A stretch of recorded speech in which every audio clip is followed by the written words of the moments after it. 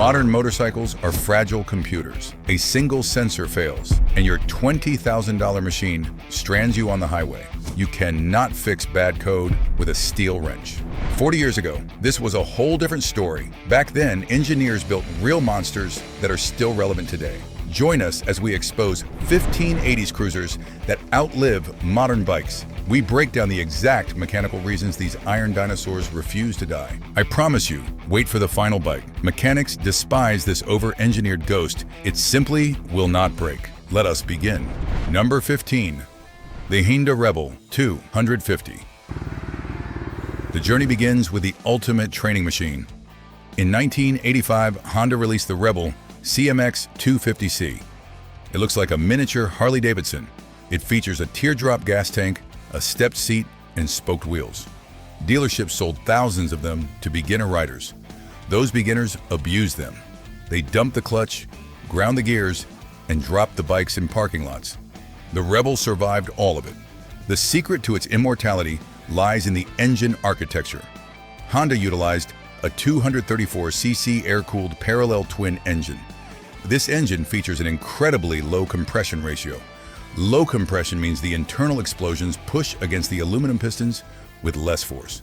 Less force means the connecting rods and the main bearings experience near-zero mechanical stress. You can ride this motorcycle at wide-open throttle on the interstate for 3 hours straight. The engine will not overheat. The piston rings will not fry. Compare that simple bulletproof Honda to a modern heavyweight like the Harley-Davidson Road Glide with the Milwaukee 8 114.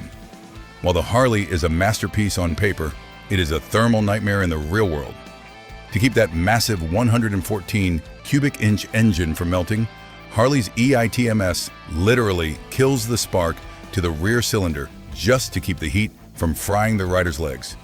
It turns your expensive V-twin into a vibrating one-cylinder air pump just to survive a red light. Meanwhile, that low-tech Honda 234cc is just humming along, relying on honest engineering and cooling fins rather than computer-controlled cylinder deactivation. One was built to impress people in a showroom, but the other was built to never, ever let you down. And that's because the Rebel uses a single simple 𝐏𝐑 carburetor. If it clogs with bad gas, you pull it off, spray it with carb cleaner, and the bike runs perfectly again.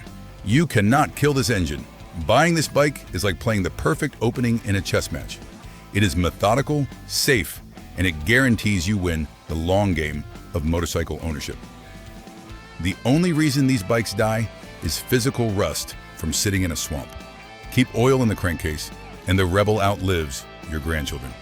Like this video if you agree that the 80s had the best motorcycles. A small engine survives through low stress.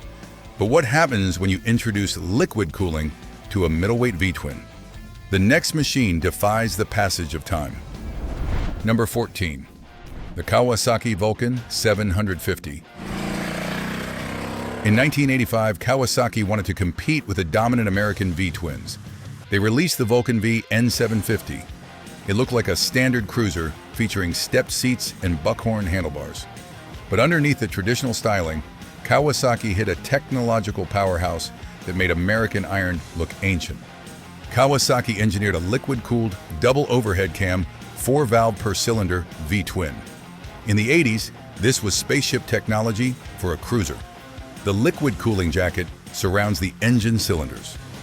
It regulates the internal temperature. When you sit in dead-stop traffic on a 100-degree day, an air-cooled engine cooks its own oil.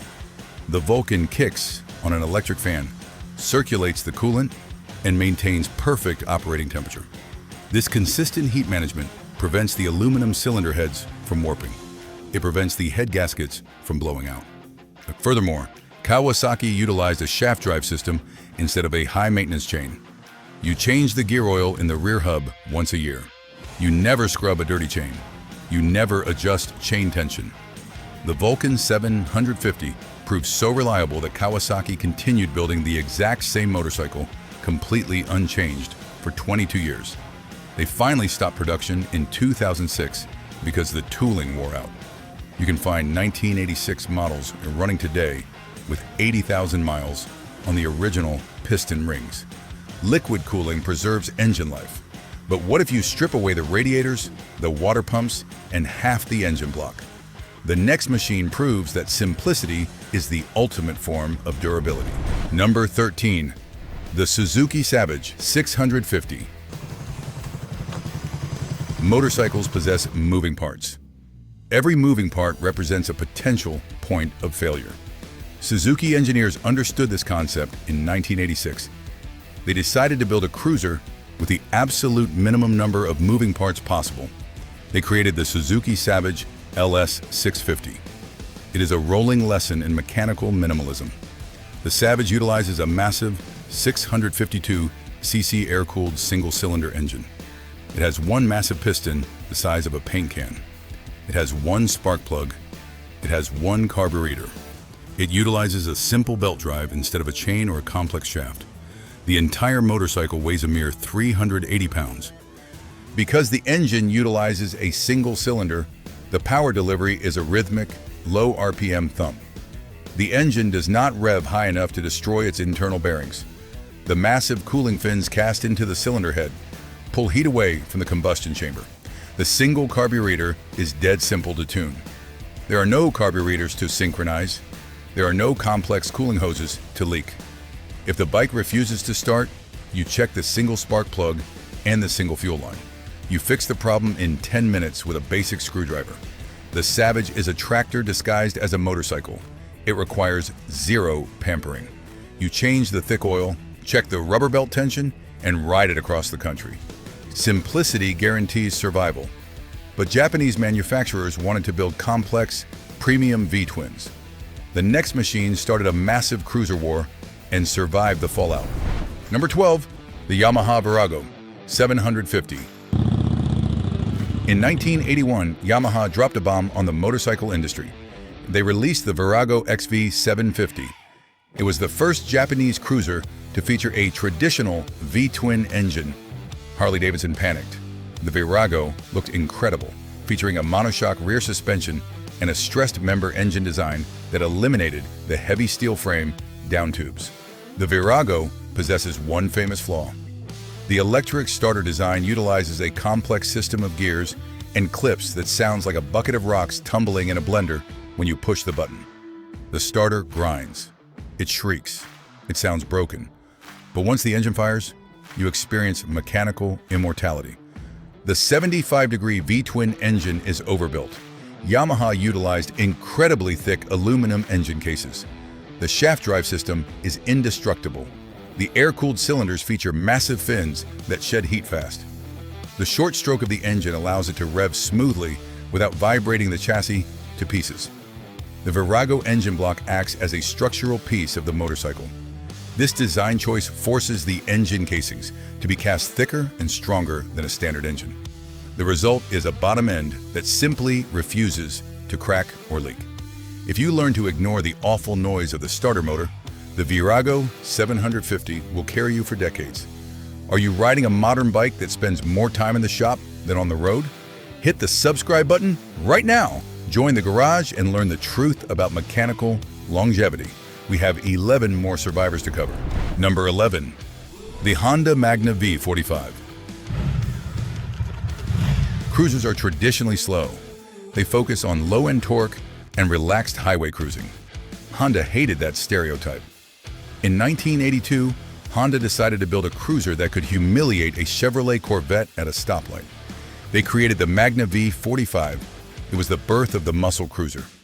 Honda utilized a liquid-cooled 748cc V4 engine pulled directly from their Sabre Sport touring bike. It produced a staggering 82 horsepower.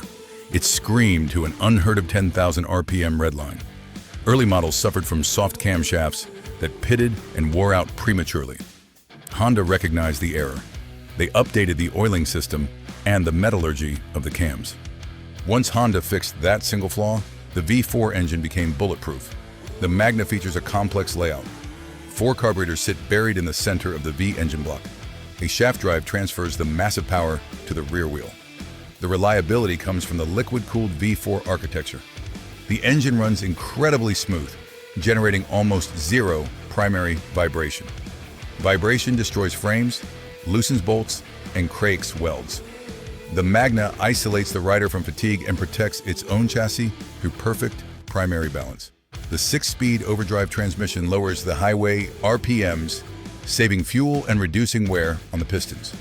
You get superbike acceleration, wrapped in a comfortable, indestructible cruiser package.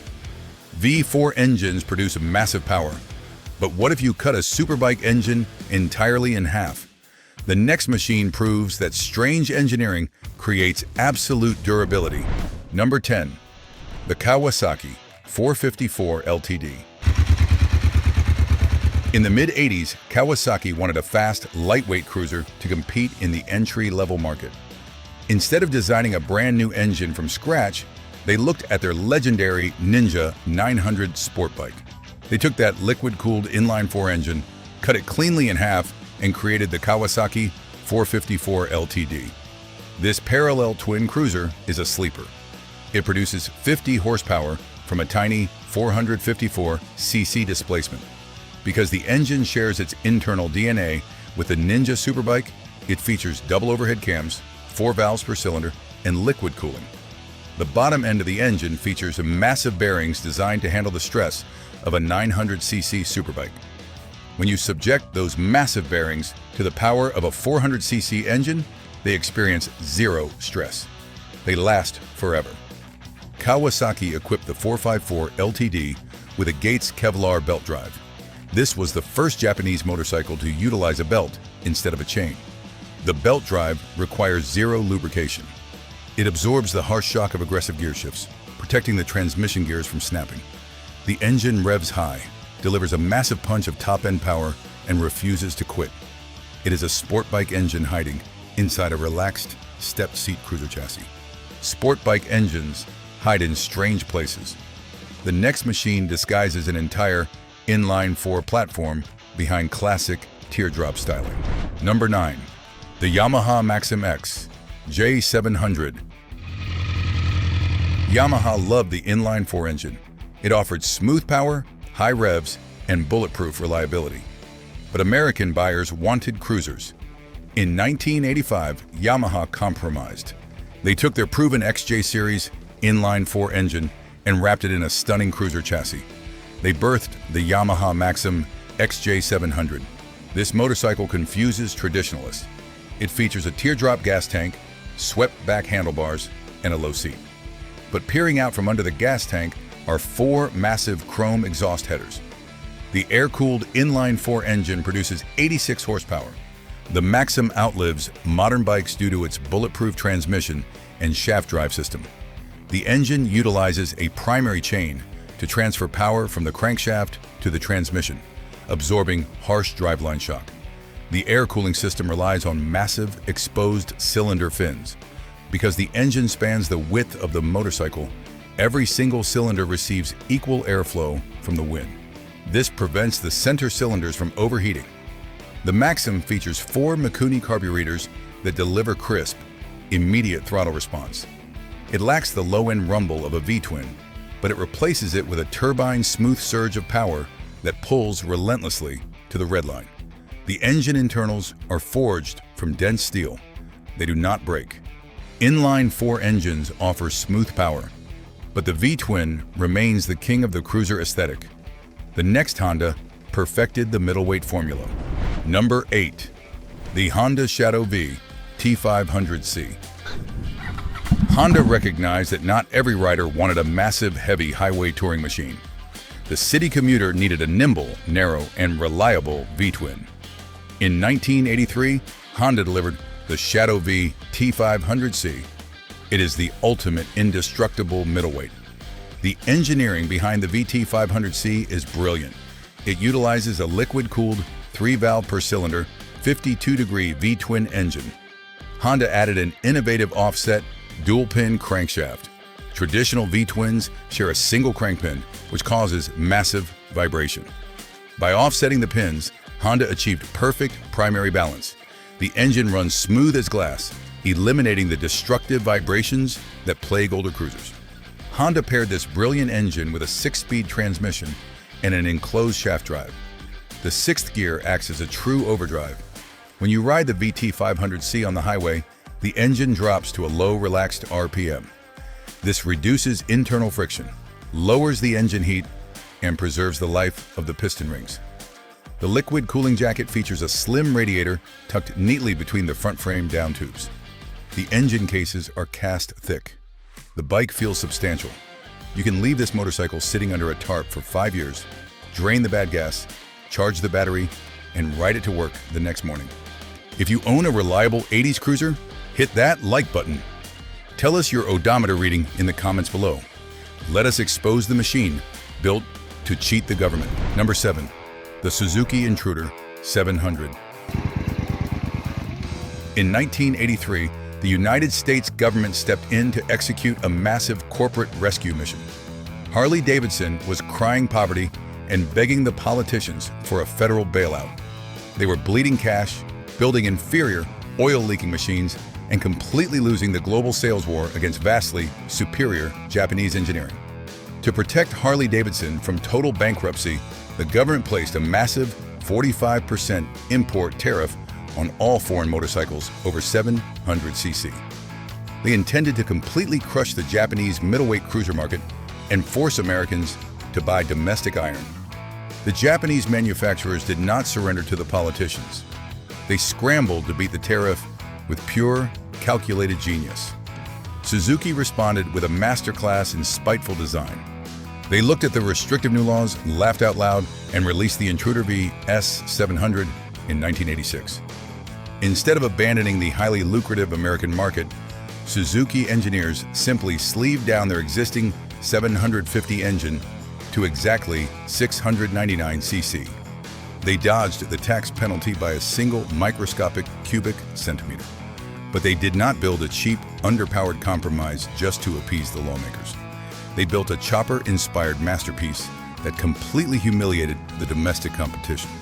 The Intruder features an incredibly smooth, liquid-cooled, 45-degree V-twin engine. To maintain the classic, rugged aesthetic that American buyers demanded, Suzuki brilliantly hid the radiator tight between the front frame down tubes, making the high-tech engine look like a traditional air-cooled block. The true longevity of the Intruder comes from its obsessive, paranoid engineering. Suzuki wanted a clean, uncluttered look, but they also wanted the machine to survive the elements forever. They meticulously routed the wiring harness, the heavy steel clutch cables, and the braided brake lines directly inside the metal handlebars and completely behind the thick steel frame tubes. Modern bikes feature terrible, exposed wiring harnesses lazily zip-tied to the outside of the frame that rot and short out after just 3 years of daily commuting.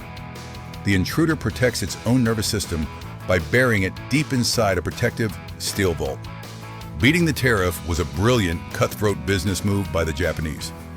But what exactly did the struggling American manufacturer do with that artificial government protection? They took the extra time and built the exact machine that saved the entire brand from the grave. Let us examine the legendary American heavy cruiser that dominated the police force and outlived its own creators. Number 6. The Harley-Davidson FXR. In the early 80s, Harley-Davidson faced total ruin. Their old shovelhead engines leaked oil and vibrated so violently that parts physically fell off the bikes on the highway. They needed a miracle. They hired a brilliant young engineer named Eric Boole. He helped design the chassis for the 1982 Harley-Davidson FXR. It changed the world. The FXR chassis is a geometric masterpiece. It utilizes a massive triangulated steel tube frame with a stiff swing arm pivot. Boole designed a 3-point rubber mounting system for the engine block. Older Harleys bolted the engine solidly to the frame, transmitting every harsh vibration directly into the rider's spine and cracking the steel frame welds. The rubber isolation mounts on the FXR allow the massive V-twin engine to bounce and shake freely within the frame while the chassis remains perfectly still. In 1984, Harley dropped the new Evolution engine into the FXR chassis. The Evo engine replaced the cast iron cylinders of the shovelhead with lightweight aluminum cylinders and steel liners.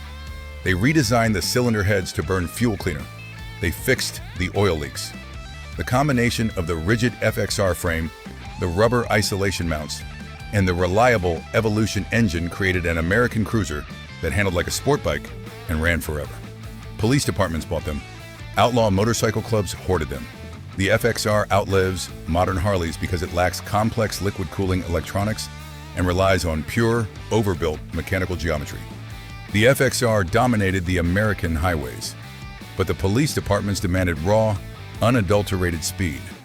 The next machine served and protected. Number 5. The Kawasaki KZ1000 LTD. If you watched an action movie or a television show in the 1980s, you saw a police officer riding a Kawasaki KZ1000. The police departments demanded a motorcycle that could idle for 8 hours in the blistering summer heat, jump a concrete curb, and outrun a fleeing sports car. Kawasaki delivered. They took that exact bulletproof police platform and sold it to civilians as the KZ1000 LTD. The KZ1000 utilizes an air-cooled 998cc inline-4 engine.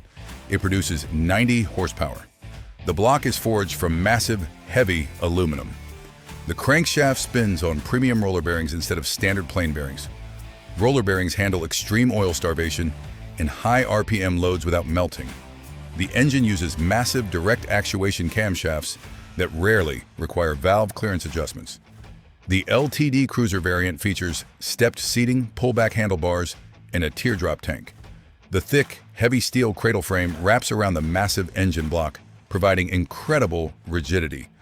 The chain drive requires maintenance, but the raw, brutal power of the inline-4 demands a chain to handle the torque transfer.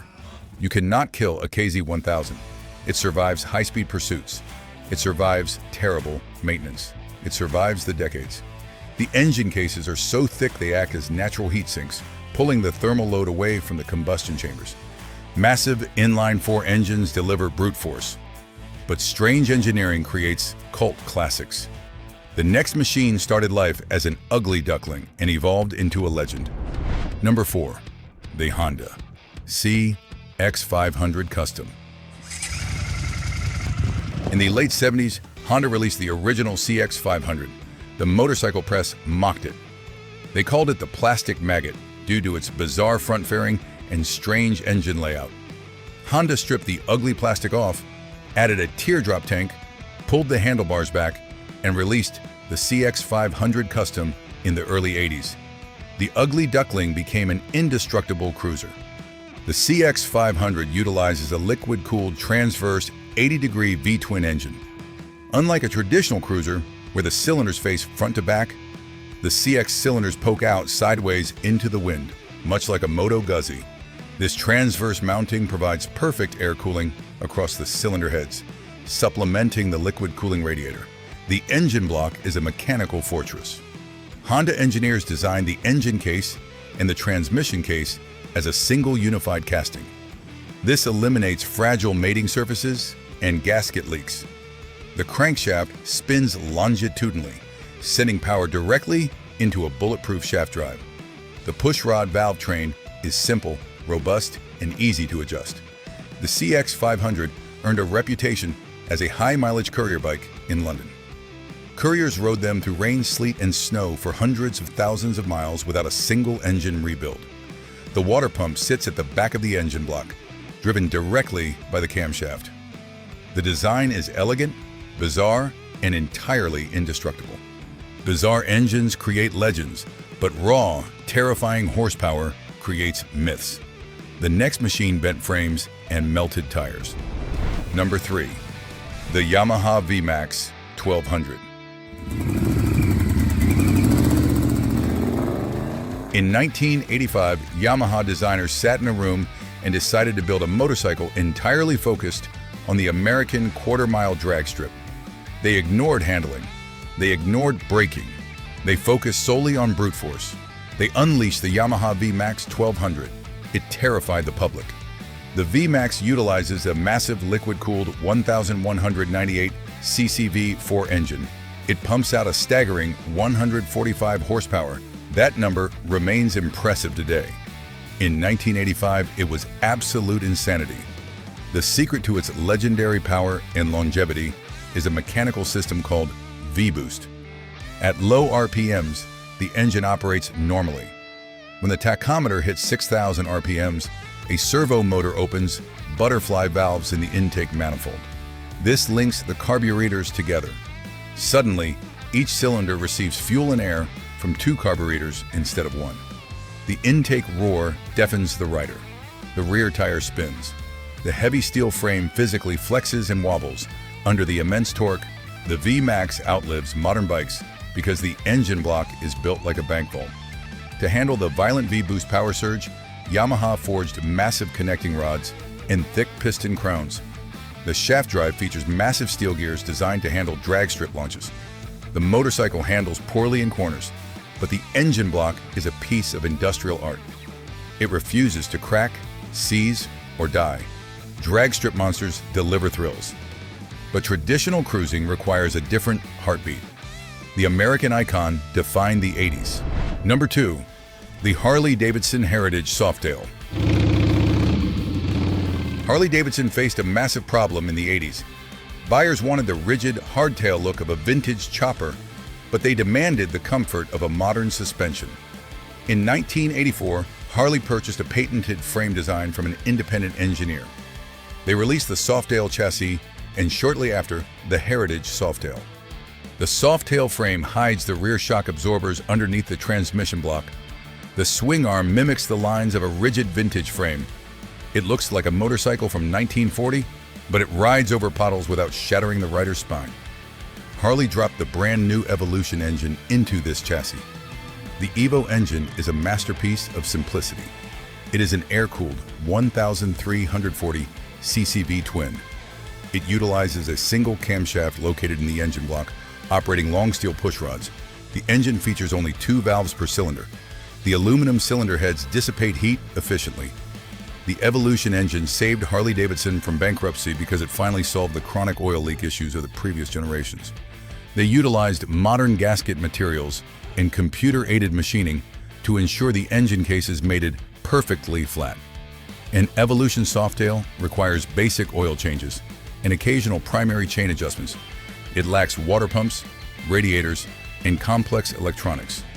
You can rebuild the entire top end of the engine in your driveway with basic hand tools. It represents the pinnacle of pure mechanical motorcycling. We have reached the top of the mountain. The final machine on this list is a legendary ghost.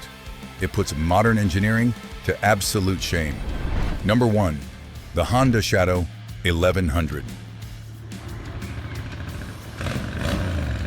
In 1985, Honda decided they wanted to dominate the large displacement cruiser market. They studied the American competition. They identified the flaws. They engineered a motorcycle designed to last 1 million miles. The Honda Shadow V T1100C is the ultimate indestructible machine. Honda utilized a massive, liquid-cooled 45-degree V-twin engine. They recognized that a 45-degree V-twin shakes violently. Instead of rubber mounting the engine like Harley-Davidson, Honda utilized their brilliant offset dual-pin crankshaft technology. The massive pistons rise and fall in perfect, calculated harmony. The engine produces the aesthetic look and the deep exhaust rumble of a traditionally American V-twin, but it runs with the turbine smoothness of an inline-4. The engine features 3 valves per cylinder and utilizes hydraulic valve lifters. Modern motorcycles require expensive, complex valve clearance adjustments every 15,000 miles. The hydraulic lifters in the Shadow 1100 automatically adjust the valve lash using engine oil pressure. You never have to adjust the valves. The maintenance schedule is entirely eliminated. The massive radiator keeps the aluminum engine block perfectly chilled on the hottest summer days. The shaft drive features a heavy-duty helical gear set that transfers torque with 0 power loss and 0 maintenance. The carburetors sit buried under the tank, protected from the elements. The ignition system relies on a solid-state electronic box that never fails. You can find hundreds of 1980s Honda Shadows roaming the highways today with over 100,000 miles on the original engine blocks. Mechanics despise this motorcycle. It never requires major service. It never breaks down. It demands cheap oil and fresh gas, and it gives you decades of flawless performance. It is a rolling monument to the brilliant overbuilt engineering of the 1980s. Click the next video to continue the road trip. And if you want to support our channel and have early access on the newest videos, become a member and don't forget to like this video.